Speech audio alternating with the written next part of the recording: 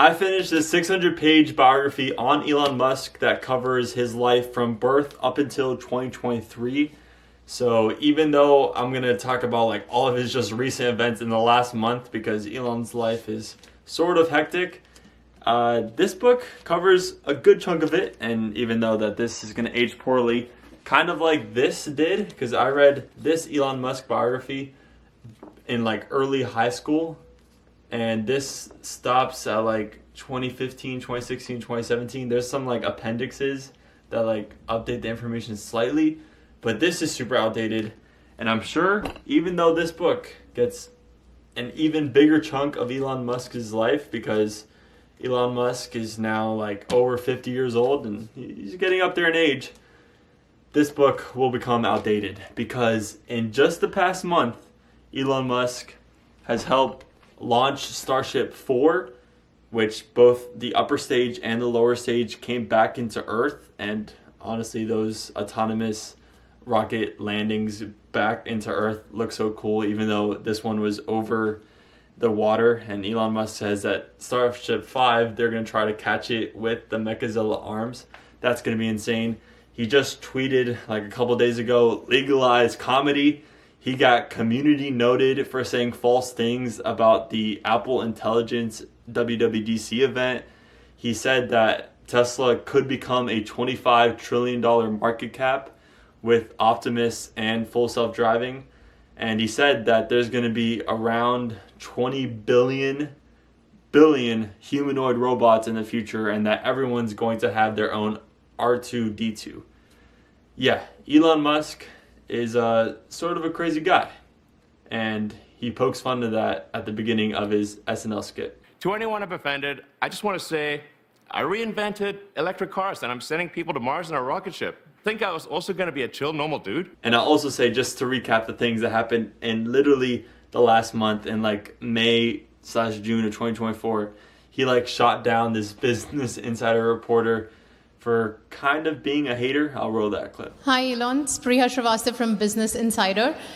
Taking it to Tesla, Tesla's had a bumpy few months looking at flagging sales at home, stock market decline, layoffs. When you look back, are there any things... We can stop the question right now because I don't think Business Insider is a real publication. And also in this 1 month period, he came out like jumping excitedly because his 2018 pay package got approved, making him the richest person in the world. And everything I just said isn't covered in this book.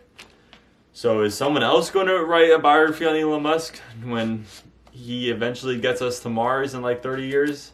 Quite possibly. But this is my thoughts on this book in particular, with some thoughts on this earlier biography. What I'm going to say here isn't for the faint of heart. I know Elon Musk is this super controversial figure.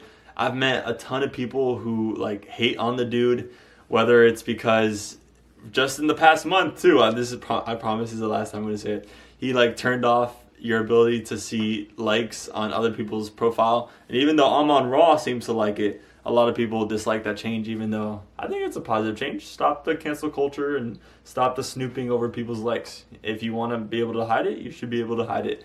And now that's an ability, and that should increase the amount of engagement with likes on the platform.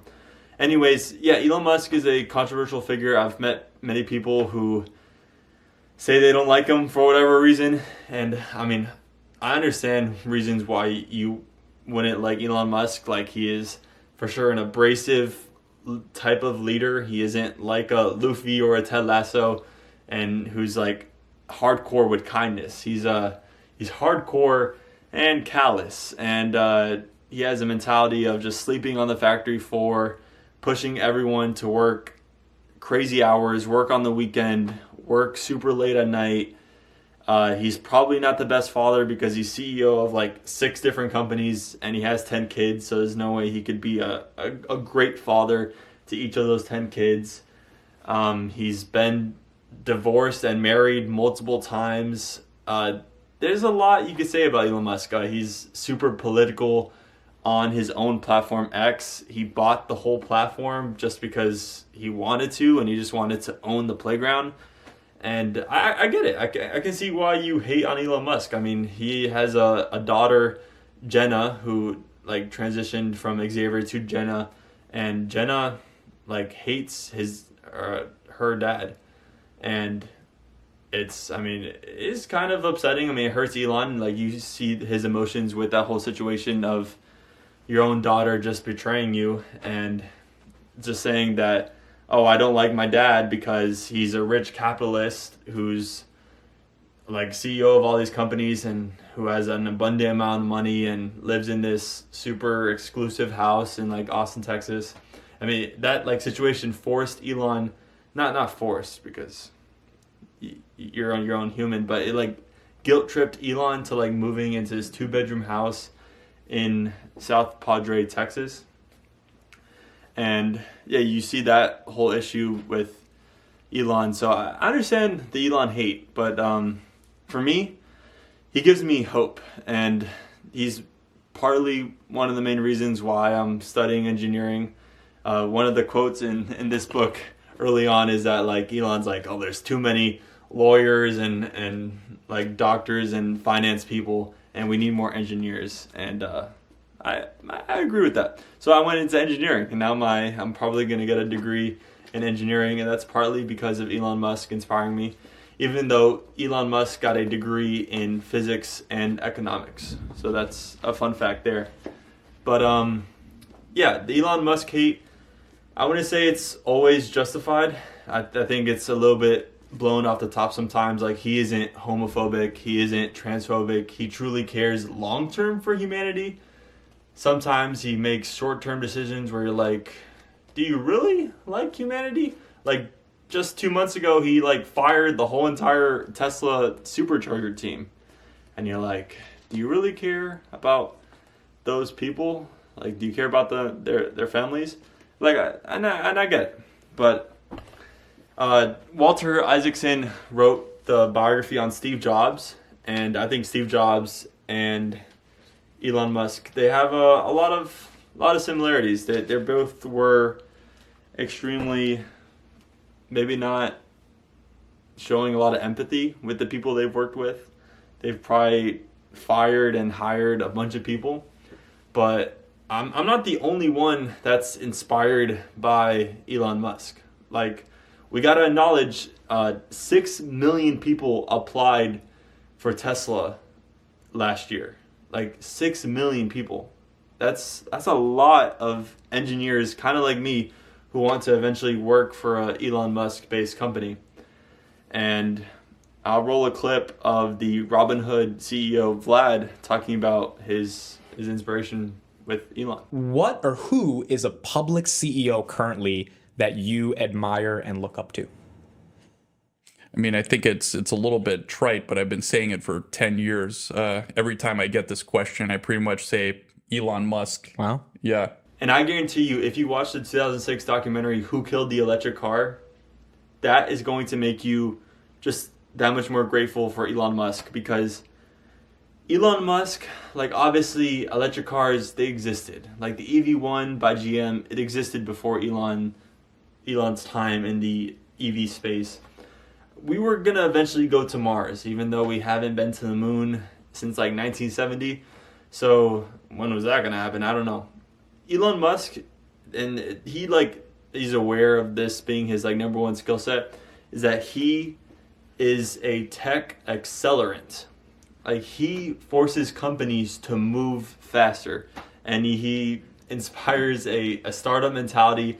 And even a company as big as Tesla that has like a $500 billion market cap on the stock exchange, Tesla still moves like a startup. And when you're going against like these elder companies like Boeing trying to make rockets, or like GM and Ford, that startup mentality really accelerates technology into all these spaces. And I truly believe, in like my heart of hearts, watch that Who Killed the Electric Car, and it's actually mentioned in this book too, like that documentary, because not only is that documentary just so like well put together and emotional, and it's kind of silly, but I do cry at certain moments, because I mean, hope is like one of those fundamental like human feelings, like along with like freedom and your ability to like have happiness. Just hope hope like died like when GM killed off the EV1. And like you watch that film and you're like, without Tesla, electric cars were much farther away. And I'm obviously a huge supporter of electric cars. Apparently it's kind of like the demand is flatlining. Like even though Norway has like 85% adoption of new car purchases being electric, shout out to Norway. The US is kind of stalling. Automakers are like, we should promote more hybrids, even though in my opinion the infrastructure is mostly ready for everyone to slowly switch to EVs. It can't be like a switch like this, but I think we're ready for more higher adoption rates, getting to that 25-50%, and we'll definitely eventually reach 100% electric car adoption, because I just think electric cars as a technology itself is just way better than gas cars, and it's only getting cheaper.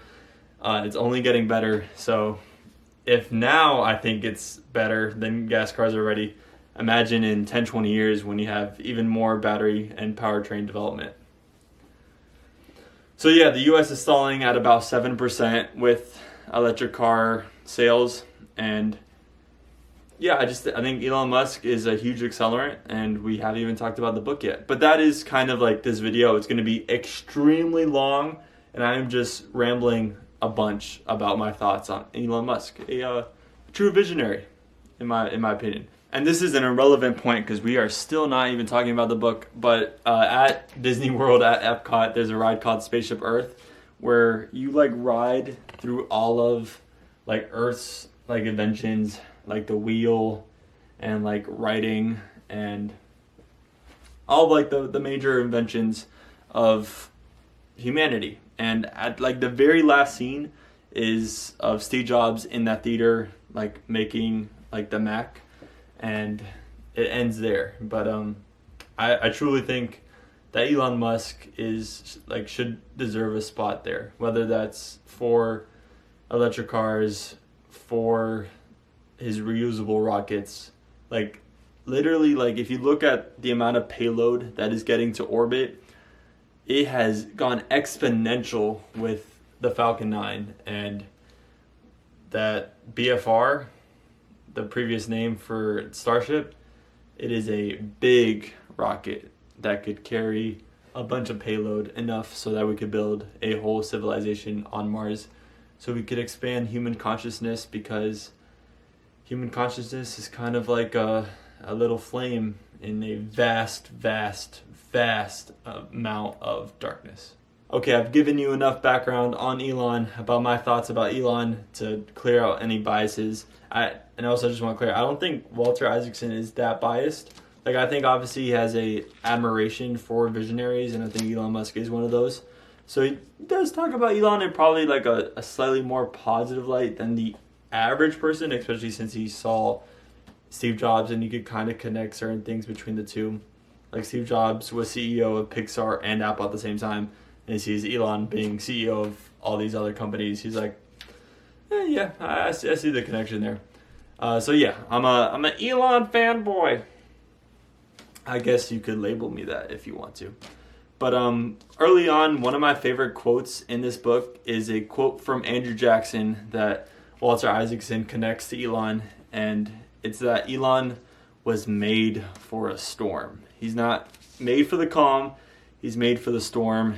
Elon, and you truly like see it in a bunch of different times in this book, he actually kind of likes pain. Like, and he goes on vacation. Like, we get like little like snippets here of him like binge watching a show with Kimball, and it seems like he actually has a really positive relationship with his brother, something I actually really respect about him. But we've seen him go on like vacation to this random like Caribbean island a couple times, to an Hawaii island.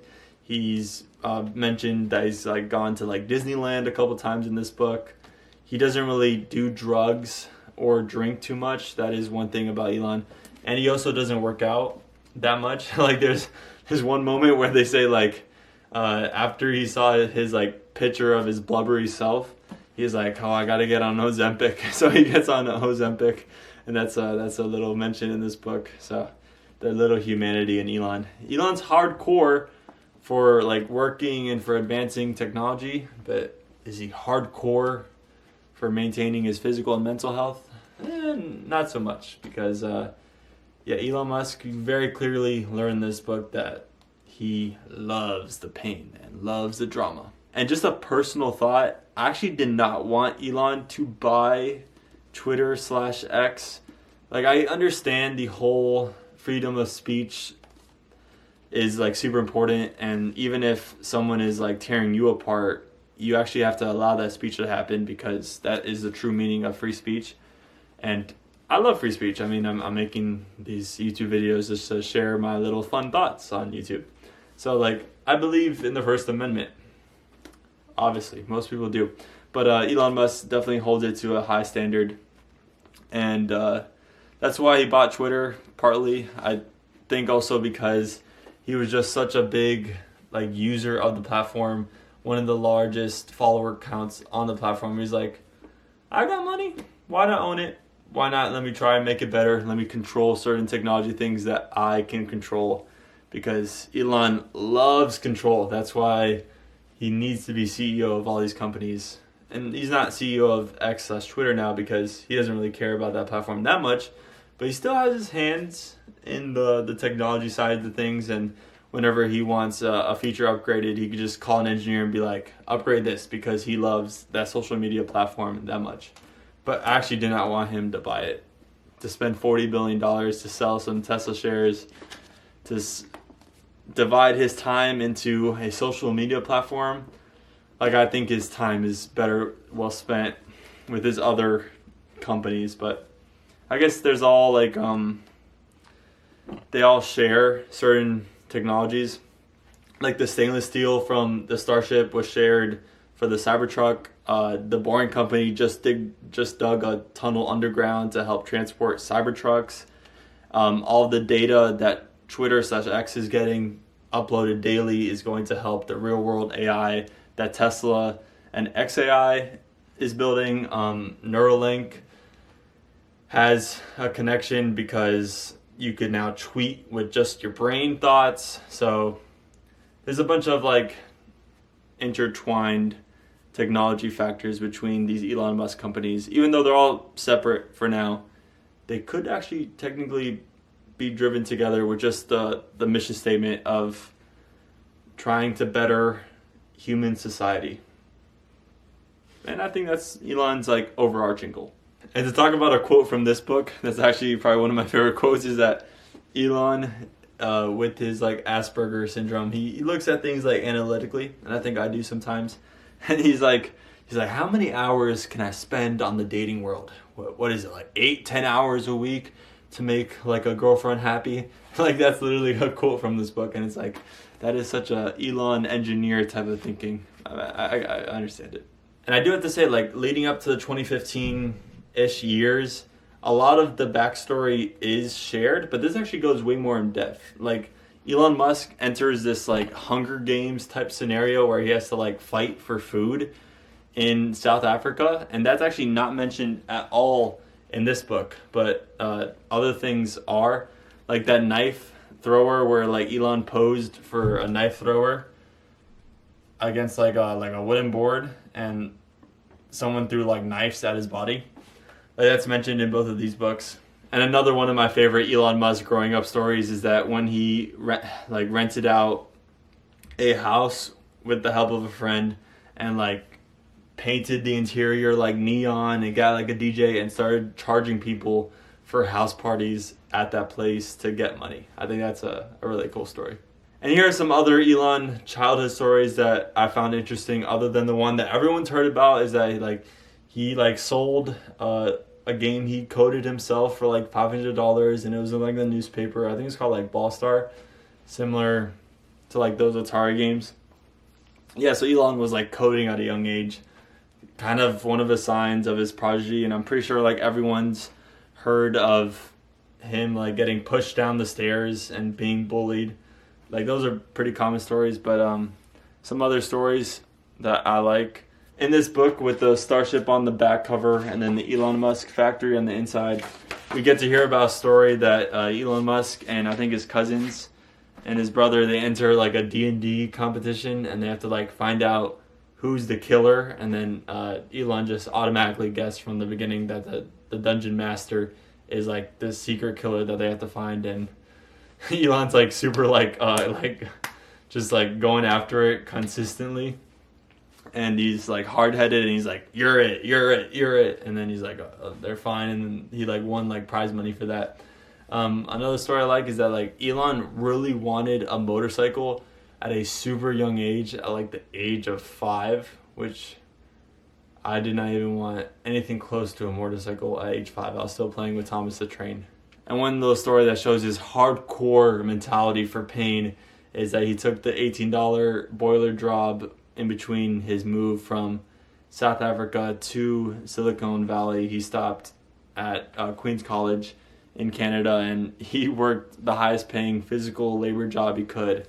And it wasn't an easy one, but he went after it. And I will acknowledge, as an Elon fan, like other than his early years, when we start getting to around 2017 to now, I'm aware of most stories, but even this book has a lot of insight. Like Walter Isaacson was like in Elon Musk's like shadow for 2 straight years. So we get a lot of personal stories that I'm like, wow, I never heard this before. Some are pretty cool, some are pretty comedic, and some are just like, wow, Elon, you actually did that? Ugh. And Elon hasn't read it himself, and I don't know if you'll like what he'll read, because it's a very honest look about him, and we're all flawed humans, so we see how he's flawed as a father, flawed as a husband, flawed as a leader. But I think that just makes me respect Elon more. We get to know him as an actual human being, and not just the person who is like pooping on the toilet and just rage types on Twitter. So there was 2 major stories that popped out to me that I've actually never heard before this book. I'll have an honorable mention now. It's the whole like robotaxi chapter, and this is very interesting because this is like an active thing that's trying to go on with Tesla. It's like the battle of, when do we start trying to roll out the robotaxi network? When do we stop kind of really focusing on regular passenger cars and selling it directly to people, and instead just focus on a robotaxi network? And Elon, I mean, he's been super wrong on the timeline of like autonomous driving. And Elon Musk, he's been wrong a bunch of times, but he's also been right a lot of times, and he's been like right with going only all in on vision, not allowing swappable batteries. But he's also been wrong. He was like way too overly ambitious with Boring Company. The Hyperloop isn't a technology he's really even actively pursuing, even though that was something he was super excited about like a decade ago in like 2013. The solar panel business for Tesla, the solar roof, hasn't paid off at all. It hasn't ramped, and it's just kind of such a minor portion of Tesla's business. But sometimes he's wrong, and then sometimes he's just super late. And he has a saying like, at SpaceX, we make the impossible late. I give him credit. There's something to show respect for his optimism, even though he has a quote where he says like, optimism, pessimism, fuck that, we're gonna get it done. I'm like, okay. That hardcore mentality, that's Elon's favorite word. That's why I've been saying it so much. Hardcore. And it's in this book, and Elon just shared at Investor Day that like growing up, his brother Kimball would tell him earlier times for the bus, so that Elon, even though he would show up late for the time that he was told, it was actually early for when the bus actually arrived, because Elon is just pathologically an optimist and just thinks of more optimistic timelines. Even though throughout this book you see many times where his optimistic timelines actually get met, and then sometimes where it doesn't get met, but it actually kind of speeds things along. And that's the whole part of Elon being a technology accelerator. But going back to 2 fun Elon Musk stories, one of them, you get like this funny like sentence from Walter Isaacson is like, oh, how is that spy movie thriller? Because you're actually on the edge of your seat with what's happening in this chapter that's kind of near the end of the book, and it's post Twitter takeover. Elon Musk has to move like a bunch of these 250-pound servers from the San Francisco area up to Oregon, and he was getting quotes for like the timelines of moving them, and people were telling him like 3 to 6 months, and Elon was like, nah, let me do it myself. So he goes to the whole like cloud server place, asks his bodyguard for a pocket knife, and just starts cutting wires himself. And he just asked one of his cousins, like, yo, help me out to ship it up. If for every server you ship, you get like $1,000. So he like tosses out a financial incentive there, and actually gave him options for this trip. But this all happened like December 23rd, 24th, where most probably CEOs are starting to chill with their family to enjoy Christmas. Elon's like, nah, let's turn around the plane. Let me go to San Francisco and let me do it myself. We don't need an outside company to do this. I know we could transport those servers instantly. And he did transport those servers. Elon was right that he accelerated the timeline of transporting those servers. Like accelerating the timeline, such an Elon thing.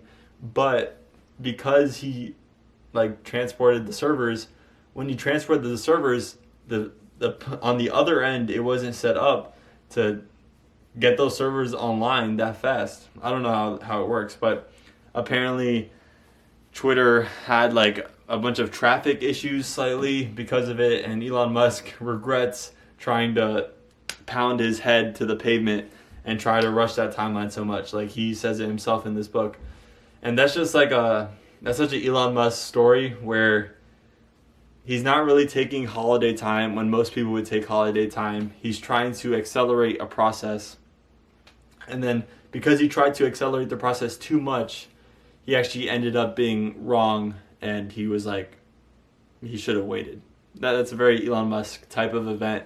And I thought that was a very fun story in the book. And also another fun story in the book is that there's a Tesla solar roof team that goes to South Padre, and there's like a little city next to Starbase, and they're starting to install the Tesla tiles on the roof. And Elon's like, we only need 1 nail in, like forget 2 nails. And the Tesla solar team's like, okay, we'll try it with 1 nail. And the rest of the night they tried doing it with 1 nail, but like it just isn't stable. And the next day, the employees, like Walter Isaacson interviews one of the employees, and Walter Isaacson's like, do you think Elon's gonna be mad that you have to go back to 2 nails? And the employee's like, no, Elon will understand. And then Elon shows up, and even though like a lot of times in this book he's super just not empathetic and just harsh, to be frank, and you see that with like AI Day 1, where he's like just like reviewing these slides that he's seen for the first time, and he's just like super honest and just brunt with one of the people like presenting. He's like, these slides are boring. And then when it comes to the AI Day 2, he doesn't say anything to that guy, even though the guy clearly remembers that event from like a year earlier. So, but Elon Musk comes into that Tesla solar team, and he's like, okay, I see that we need the 2 nails. And he like understands like right away. So you kind of see like the dichotomy of Elon sometimes understanding and then sometimes saying delete, delete, delete, which is just like one of his favorite phrases, and is like his patented algorithm for solving problems and for accelerating technology. And he truly believes that if you don't go back to like add some things back, you didn't delete enough. And that's like deleting parts from a car, or deleting or like oversimplifying like the Raptor engine. He truly believes if you don't go back, you didn't delete enough. And that delete saying, it gets brought up a couple times, and like every time you're just like, you like internally smile a little bit, and you're like, okay, Elon, we get it. And like overall throughout this book, you see a bunch of people quit Tesla, and it's kind of like a meme that like whenever like a high employee quits Tesla, it's like, I'm going to go spend time with my family. Like Drew Baglino, who was with Tesla for, I think like 16 years, like since like one of the earliest employees. He was working on the 4680 battery technology recently, and he like quit this year, and he was kind of like one of the favorites to be Elon Musk's CEO succession, but that's out of the probability now. But yeah, you see a bunch of top executives quit, but then some, oddly enough, stick around. Like Gwen Shortwell, one of the main executives for SpaceX, has stuck around. She is kind of not in like the engineering role, but she got an engineering degree from college. I thought that was cool. And then Franz, kind of the design guy for Tesla. And Elon Musk loves talking about design. Like he loves attending those meetings. And I'm excited to see what gets unveiled on August 8th, what the Cybercab/Robotaxi will actually look like. But yeah, you see the crazy turnover for employees, and I mean, you understand it. Like when Elon Musk was sleeping on that factory floor and slash motels, trying to ramp up the Model 3 and ramp up batteries in Giga Nevada from Panasonic, he was like literally just going to sleep for like 6 hours at the motel and then instantly like going back with some of his like top executives right back to the factory and just repeating that for a couple months. And that is epic pain, like not resting at all. You do get to see Elon Musk's like love for video games, whether that's like Elden Ring or Polytopia, which is actually in Tesla's, which is pretty interesting. He also talks about his love for The Hitchhiker's Guide to the Galaxy, which is one of the main books that drives his like philosophy on life and how you have to ask better questions, and 42, because that's an important number in that book. I actually haven't read it yet. There's also a movie, but apparently the movie isn't that good. I will read that book just to see the Elon Musk perspective, and since that's his favorite book and I respect the guy, I should probably read his favorite book. Here are some of my favorite Elon Musk quotes from the book. And this is a part of his algorithm. Question every requirement. Each should come with the name of the person who made it. It's all about accountability. And I just want to say, I got super excited when they talked about the tent at the Fremont factory, because that is such a legendary Tesla moment where they didn't have enough factory space to ramp up the Model 3. So they're just like, forget about the fines. We're going to deal with the fines later and maybe some lawsuits, but we're just going to put up a tent and start building an assembly line under a tent to get this Model 3 production to 5,000 cars per week. And I remember actively tracking like how many Model 3s were being produced each week, because that was a pivotal moment in Tesla's history. It switched them from being an unprofitable, possibly going bankrupt company to being profitable and one of the richest companies in the world. But that tent Elon Musk story is always one that grabs my attention, because it's hilarious. Like you will never see another like legacy automaker like try to ramp up a car and they're like, oh, we do not have enough factory space. I guess we're just gonna have to be fine with our current production rate. And Elon's like, nah, let's put up just a tent. We don't need AC. We'll provide some popsicles like every 2 hours. We're going to get it done. And then also Elon Musk, I do want to say he was very wrong in overusing robots for his Model 3 production. He said humans are underrated. So that's another thing that Elon was wrong about. He's been wrong many times. Overall, Elon believes that you could teach skills, but you can't teach a mindset. And he's just a big attitude over present knowledge type of guy. He believes that brain anatomy is the same, so your personality is going to be roughly the same year to year, but you can learn new skills. And that's something I respect, because I agree that like if you have the drive to do something, you should be given the chance to do it. Elon from this book also said, I think it's very important to have a feedback loop where you're constantly thinking about what you've done and how you could be doing it better. And in this book, he's quoted to saying, "We've grown fucking soft." And because of that hardcore mentality, you're gonna create enemies automatically, whether that's like Jeff Bezos, and that's highlighted multiple times throughout this book. A lot of people won't like Elon for firing 75% of the Twitter staff, but guess what? They have added way more features to Twitter in the last like year than they did in the previous 5 years before that, with a quarter of the employees. And that goes back to like delete. If you don't go back, you didn't delete enough. And Elon's like very common for doing that. Like the whole supercharger team he fired, he's since rehired some of them back. That's just the Elon Musk strategy. It's abrasive, it's rude sometimes, and it's not gentle. It's quite the opposite, but that's what he does. And he gave the option to like certain Twitter employees, like, do you want to join? Do you want to opt in?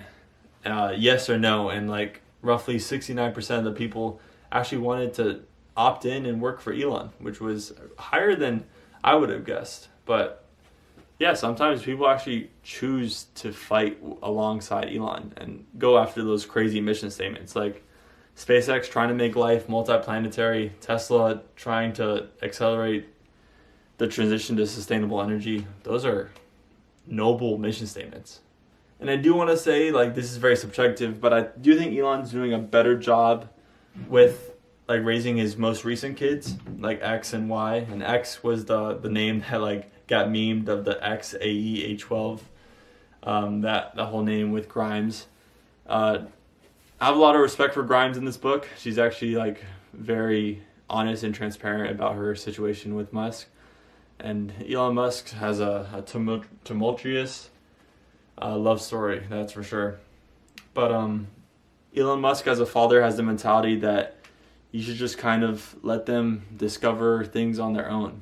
Like, he allows like X to like just play around in the factory floor and just let the kid roam. Don't protect them from certain things. Let them learn right from wrong by just interacting with the world. And that's something I can see as a valid parenting strategy.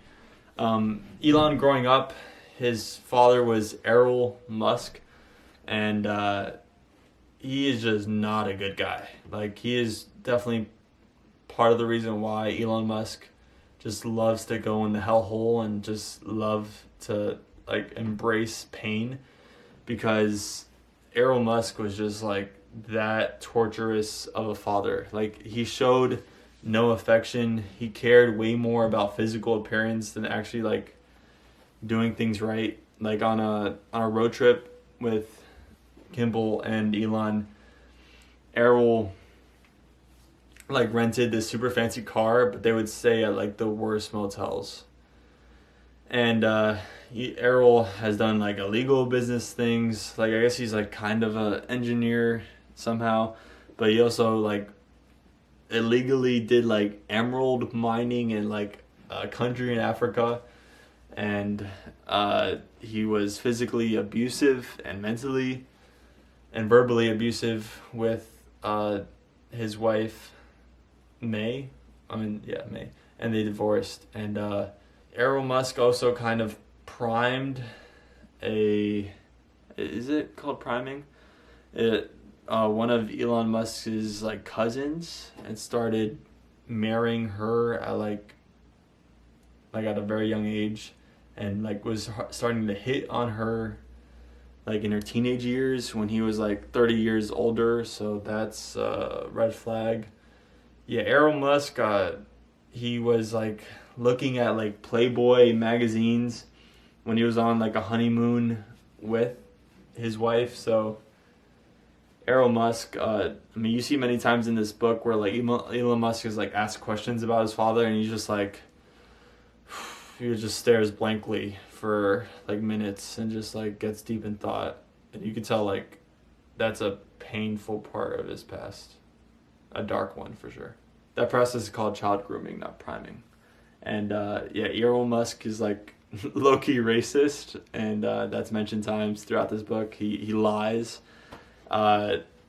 He's still like dependent on Elon for money, so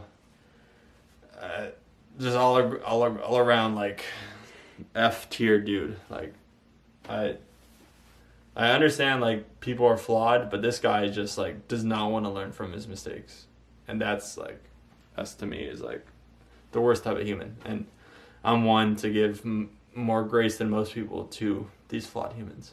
You better be fucking sure in the future you know these things off the top of your head. If you ever come into a meeting and do not know what are the idiot parts, then your resignation will be accepted immediately. Just one of these quotes from this book. That pretty much closes my thoughts on the Elon Musk book. We understand he's like anti-woke. He's anti like all the big media companies. He was kind of like one of the first early ones to think COVID was overblown, and I partly side with him on that. And I think Elon Musk, he's a controversial figure. He's one to like hate the use of pronouns of like they, them, and putting like he, him in your like bio. And like I understand why like some of it is kind of like too woke. And cancel culture, no one likes that. But yeah, Elon, I think for all the politics he sometimes winds himself into, and he's like acknowledged it, that he's just like is just attracted to that drama. I think he's done a lot of good for humanity, and I'll forever be thankful for his actions, even if he doesn't do anything more, any more accomplishments, and he doesn't get us to Mars. What he's already done is just remarkable enough, but what he's about to do is kind of getting into a sci-fi future with chips in our brains and humanoid robots helping us out with dishes and self-driving cars and cities on Mars. That everything I truly said is a sci-fi future. And then with that sci-fi future, we'll still be tweeting memes on X now. Not Twitter anymore. He changed the name. And since this video is so long, I'll just make this my thoughts on his like Twitter X takeover. I think he's done a good job. I really like how he's now paying content creators. Before that was only a thing that like YouTube pioneered, but now X is now doing it, Instagram's now doing it, TikTok's doing it, and I think that's a great incentive for the best X people to post. He's now supporting like long form videos on it, so Mr. Beast is like posting videos on X and getting revenue from it. I think that's great. I loved the view count addition to X because not a lot of people retweet and like, but a lot of people do see the post, and now you can see that with the views. The search on X like still really sucks, and Elon acknowledges this. Like if I want to search for like a certain tweet, I don't know what you call it now, like a certain Xing or whatever, a certain like post, the search is just not helpful at all. But he hasn't really added any like finance things to X, like no Dogecoin integration, which is actually talked about in this book. And he's like, Dogecoin is great. I mean, fate loves irony, but Dogecoin isn't probably the right move for X. And even though like we know that he wants it to make it the everything app, he's made X profitable now, or at least it's like break even. The whole verification mess was funny. That was quite a day when you could just parody like a company like Eli Lilly and just say like, oh, we're gonna start making our drugs like free, and that like tanked Eli Lilly stock. That was crazy, and all the craziness from that one day of just allowing anyone to get the blue check mark. And I mean, I think the whole like verification drama has died down. I don't even know what the status is for verification now. Like, I don't know if Twitter Blue grants you a blue check mark, because honestly, I really don't care that much. I just follow the people I follow, and I see tweets that the algorithm thinks I like, and yeah, that's the X algorithm. I don't really see a lot of bots on the platform. It seems to me that Elon's growing the amount of users on X, and even before Elon bought it, I was a Twitter user, and like overall, Elon does make Twitter better because his tweets are interesting. He could talk about a random Tesla announcement at any time of the day, which is quite interesting for a CEO to do that. And I do have to say, like, I've listened to a lot of earnings calls from various companies, And Elon Musk is definitely one of the most interesting people that talks on these investor calls. Sometimes a lot of them are just like talking super mundane, just talking about the financials of the business. But Elon Musk is like, I mean, sometimes he's like cranky and he's like, I don't really have a crystal ball. Production is easy. Or prototypes are easy, production is hard, and then mass production is mega pain. Like he has these phrases. He thinks like a bunch of people should have kids. He's always encouraging like his friends to have more kids. I mean, he's doing it himself. He's for sure supporting that statement because I mean he's like worried about like the example that Japan has with like the population declining, and I agree. We do need more humans. That's probably an overlooked thing, especially like the future. Like right now, we're good, but we need to continue having babies for us to continue to be good in the future. And yeah, Elon Musk is just a very unique person, and I respect him for that. Like the nod of flamethrower to like fundraise for the Boring Company, that was funny. Selling like shorts because Tesla was one of the most shorted companies of all time. Selling like the burnt hair fragrance. That's I mean, him like Franz throwing the silver ball at the Cybertruck and then it like breaking the windshield. Like these are just like such Elon Musk specific things that like most other CEOs aren't really doing. Like Jeff Bezos, he's around the same age as Elon Musk and he pulled back. He's out of the game. I mean, he has Blue Origin and they're also trying to, I guess, get fully reusable rockets. But Elon Musk, Jeff Bezos is mostly just hit in the gym and on a beach or a yacht. Elon's every day working and usually doesn't take days off.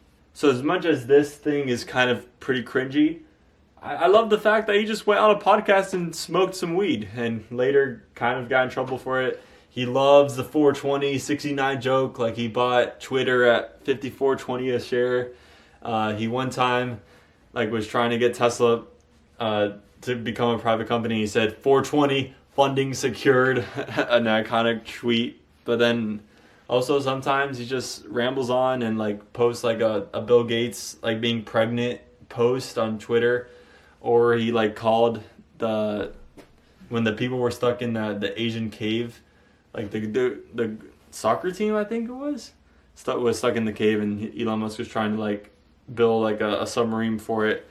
And he called one of the people involved a pedophile when there really wasn't any evidence to call a guy a pedophile.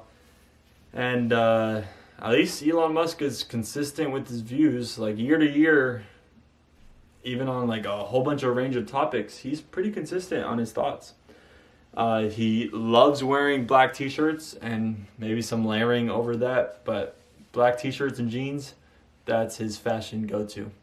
This moment is mentioned in the book, and you could like go to this YouTube video and you see like people saying like, oh, are you from this Walter Isaacson book? And that's like the moment where he takes delivery of a McLaren that he later crashed in trying to get to a dinner like super quick with Peter Thiel. And you see his like first wife, Justine there. And I'll roll that clip now.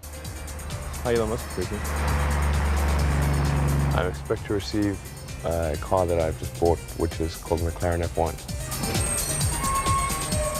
There are 62 McLarens in the world, and I will own one of them. It's $1 million for a car. It's decadent. Back in '95, there weren't very many people on the internet, and certainly nobody was making any money at all. Most people thought the internet was going to be a fad. Wow, I can't believe it's actually here. It's pretty wild, man. This is definitely very cool. I like it a lot. Congratulations. Just 3 years ago, I was showering at the Y and sleeping on the office floor. And now, obviously I've got a $1 million car and quite a few creature comforts. It's just a moment in my life. All clear. My values may have changed, but I'm not consciously aware of my values having changed. My fear is that we become spoiled brats. That we lose a sense of appreciation and perspective. It's the perfect car for Silicon Valley, it really is. There it is, gentlemen, the fastest car in the world. And I think most people would probably like admire younger Elon, where he's less like cocky, less pompous, because now he could do something like this to like the CEO of Disney. I hope they stop. You hope? Don't advertise. You don't want them to advertise? No. What do you mean? If somebody's going to try to blackmail me with advertising, blackmail me with money, go f yourself. But go f yourself. Is that clear? I hope it is. Hey, Bob, if you're in the audience. Go blink yourself. I'm like, okay, Elon, you can say that. But yeah, the younger Elon, I think, is probably someone that you could like more. And this is like 2010, this interview I'm about to roll, when Tesla just went to IPO. Elon, a huge day for Tesla, the company going public. Why now? Well, a number of reasons. We actually don't need the IPO proceeds for the Model S engineering production. A lot of people think we do, but that's actually taken care of with the DOE loan and with pre-existing investment. This is the Model S, by the way, This is Model S, right. Rolling out in 2012. Right. The reason for the IPO was actually to raise funds for parallel development of some additional variations on the Model S platform, to give us a little bit of additional cushion in case the Model S takes longer than expected, and also to provide some small amount of liquidity for myself and others that are in the IPO. I'm only selling 5% of my holdings, and I don't intend to sell any more, to be clear. Elon, what do you think Tesla will look like in 5 years? This company has changed so much just in the past few years. Well, what I hope we're doing in 5 years is doing our mass market vehicle. And then that's really been the goal all along. From the beginning, my dream for Tesla has been to make mass market electric vehicles. And that's, we're about to do we've done step one of that with the Roadster, which is, the high price, low volume. Now we're moving to Model S, mid price, mid volume. And then hopefully in 5 years, maybe 6 years, we're also producing the mass market electric vehicle. That's the ultimate dream for me, for Tesla.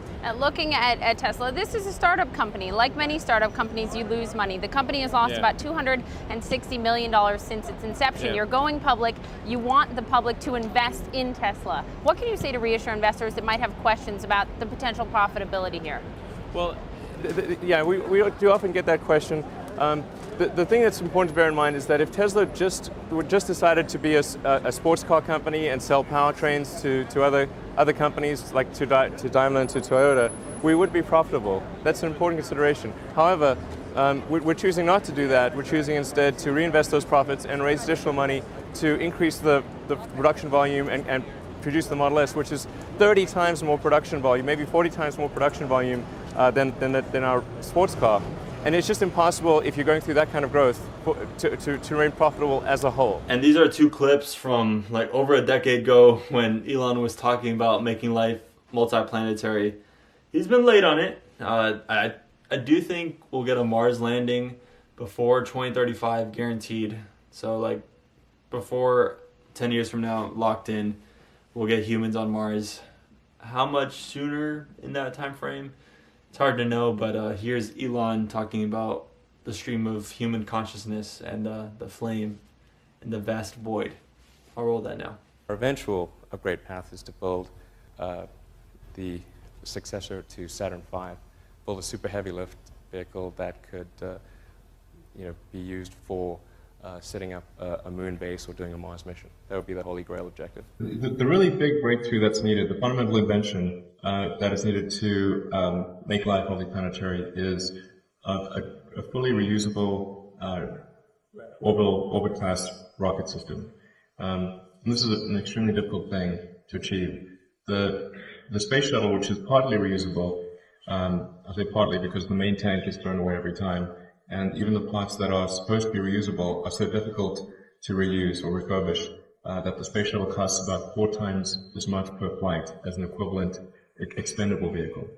So, and space shuttle is the only operating example of something that even has partial reusability. There have been many attempts to build a reusable rocket system, but they have always been cancelled once they discovered that success was not one of the possible outcomes. But this is fundamentally something that has to be solved if life has become multiplanetary. And it is just incredibly fundamental. If a rocket costs, say, $100 million to produce, then if you can use it once, well, then it costs $100 million per flight. But if you can use it 1,000 times, it costs $100,000 per flight. It's a pretty huge difference. And that's the reason why, if you think of any mode of transport, and imagine if it were not reusable, we would see almost no use.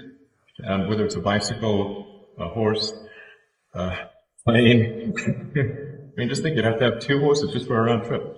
And, or air flight's a good example where, 747 costs on the order of $250 to $300 million, and you need 2 of them for a round trip, and yet you can fly from New York to London for less than $1,000 if you book your ticket in advance. So the reason is because the capital cost of that 747 is allocated over, well, in the case of 747, probably 10 or 20,000 trips. So that's really the hugely fundamental thing that's needed.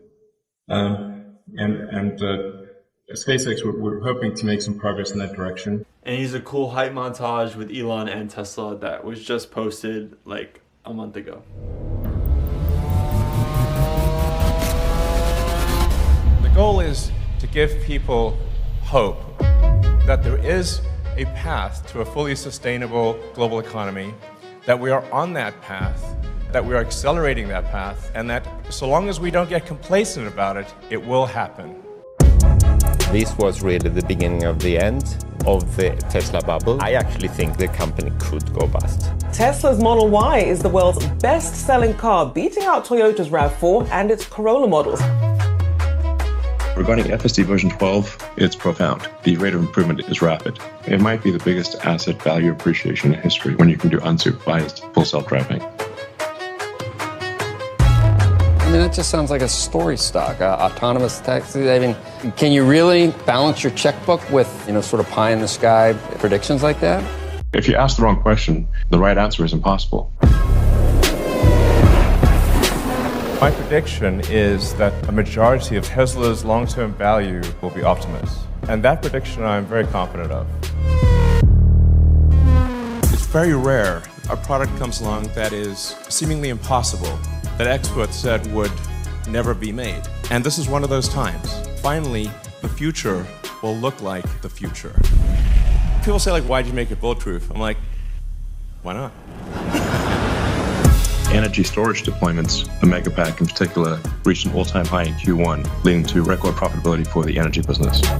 This is the machine that builds the machine, and the factory is the product. And this building is the most advanced car factory that Earth has ever seen.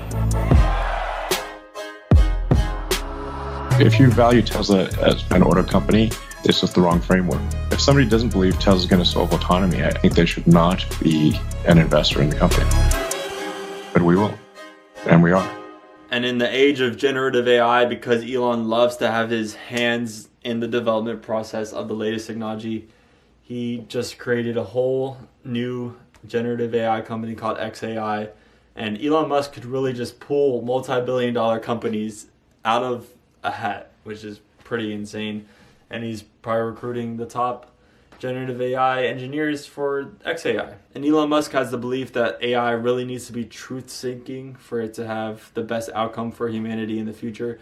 And he's also against any wokeness in the generative AI models, because there was the whole Google issue where you would ask it to show a white male in just a portrait, and it would say no, we need more diversity in that photo, even though you're just asking for that one thing. And then you asked for photos of Nazi soldiers, and it was coming back with Asian women and as the soldiers. So Google went through that whole 1 week period of getting allegations and hate for that. It was justified, but Grok itself isn't a perfect model. To save the nuclear war, is it okay to misgender someone?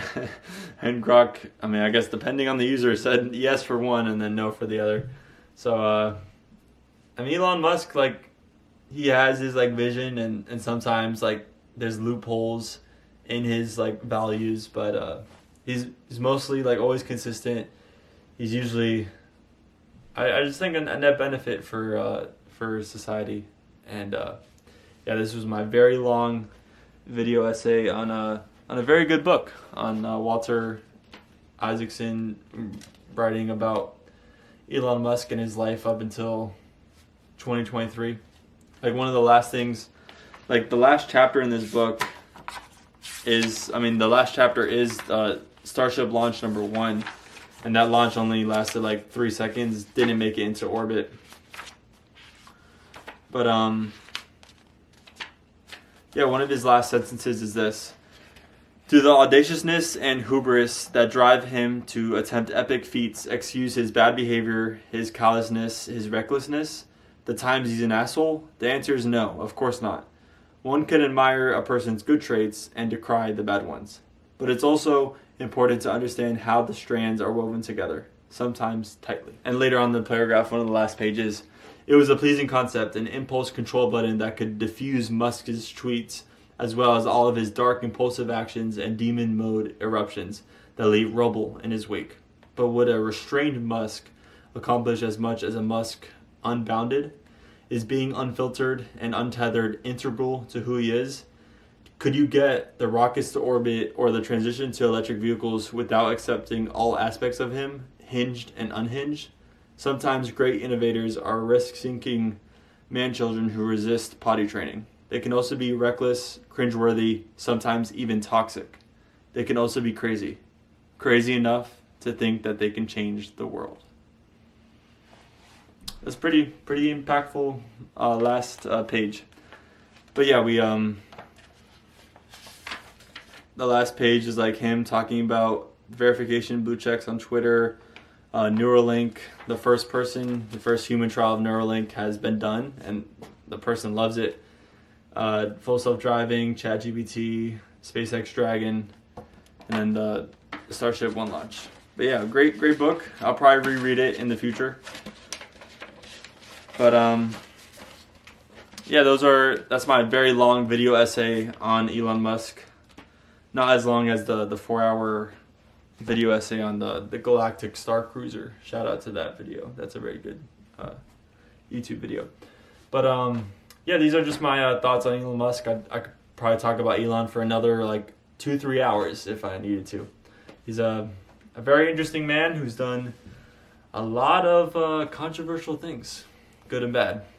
But yeah, that Walter Isaacson sums it up perfectly in those 2 paragraphs. Like, could you have Elon the way he is if you take away like most of his like probably not the best personality traits? Can you still get that technology output out of him, or do you need those certain not the best personality traits to get that technological output? It's a very deep philosophy question that isn't always clear. It's ambiguous. There have to be reasons that where you wake up in the morning and you look forward to being alive. You're excited about the future. Not every post I make is a banger, and I do shoot myself in the foot from time to time. But, at least it's genuine. It's not some sort of PR department deciding things. So, if you're a normal human being and you speak freely, there are times when you will say things that you subsequently regret or are foolish, of course. But if you're constantly going through a filter, now you're not being real. So I think it's better to be real than to go through a filter. I do think what this heralds really is fundamentally a new era in spaceflight, a new era in space exploration. We're going to go to the moon. We're going to have a base on the moon. We're going to send people to Mars, and make life multiplanetary. And I think this day heralds a new age of space exploration. That's what it's all about. So I'm a huge believer in the extension of life beyond Earth. So making life multiplanetary, I think is one of the most important things we could do. So then why is that important? Well, how do you say that anything is important? How do you judge importance? Well, if you look at things on an historical timescale, and the further you zoom out, the more the important stuff stays behind and the unimportant stuff, you can't see it anymore. And if you look at the span of life's evolution on Earth, if the multi-billion-year history of Earth itself, of life on Earth itself, you can really point to about half a dozen major steps on the evolution of life. There's obviously single-celled life, multicellular life, differentiation to plants and animals, life moving from the oceans to land, mammals, consciousness. Those are sort of like the big ones. And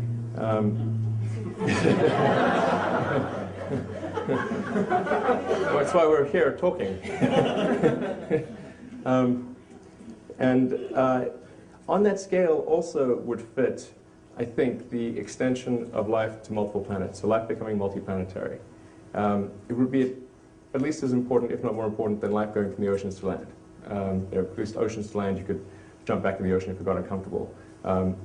But going to another planet, you've got to go over billions of miles of hostile space and then land and try to create an ecology on a planet that is nothing like the planet that we live on today. Although our current planet may become more like that planet if we're not careful. But that's so if you have something which arguably could fit on the important scale of the evolution of life itself, then it's reasonable to say it's important and should get some of our resources.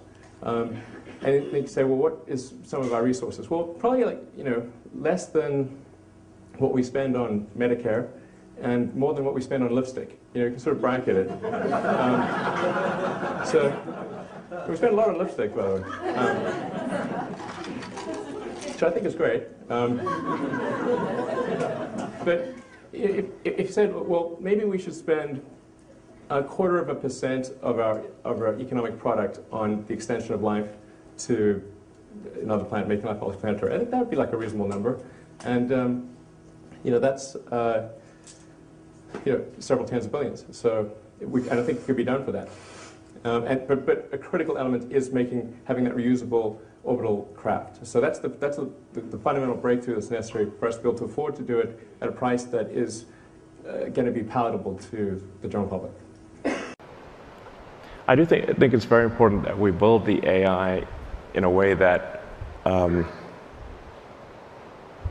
that is beneficial to humanity. And there's some important principles here, because I've thought about AI safety for a very long time. I think you want to have a maximum truth-seeking AI. This is very important. The AI should not be taught to lie. It should not be taught to say things that are not true. Even if those things are politically incorrect, it should still say what it believes to be true. The entire plot of 2001: Space Odyssey, the reason that HAL 9000 killed the astronauts was because it was forced to lie. I don't know if most people realize that. That's what Arthur C. Clarke was trying to say. Don't make the AI lie. The AI was told that the astronauts could not know the secret of the monolith, but also that it must take them to the monolith. The solution, take them to the monolith dead. And so it's very important to have a maximum truth-seeking AI and a maximally curious AI. And I think that's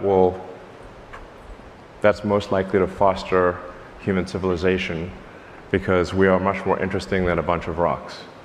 So although I think Mars, I love Mars, obviously, but you could render Mars quite easily, because it kind of looks like a section of the Arizona desert. It's like red rocks, But the rendering complexity of human civilization is vastly greater by many orders of magnitude. So I think an AI would be, that is truth-seeking, maximally curious, would foster human civilization to see where it goes. I think everyone in the world is going to want one, like literally everyone.